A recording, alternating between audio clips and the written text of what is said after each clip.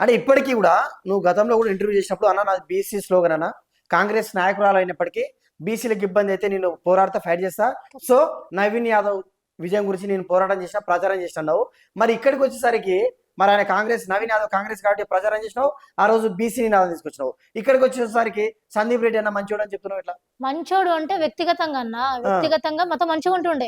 ఆయన మేము ఎప్పుడైనా వెంకరెడ్డి గారి గెస్ట్ హౌస్ ఎక్కడైతే ఉంటుందో అక్కడికి మేము వెళ్ళినప్పుడు కలిసేది, మంచిగా మాట్లాడేది. ఒక అంతవరకు నిజాలు అనేది ఇంకా వెలికి తీస్తున్నారు. మీరు ఇప్పుడు ఆయన చెప్పిన ఇంకో క్లిప్ కూడా బయటకు వచ్చింది. అంటే నేను దీని మీద ఫుల్ క్లారిటీగా మీకు ఒక విషయం చెప్పాలి. ఏంటంటే ఫ్రెండ్స్ తో తాగుతున్నట్టు కూర్చున్న వీడియో కూడా ఒకటి మనం చూసినాము.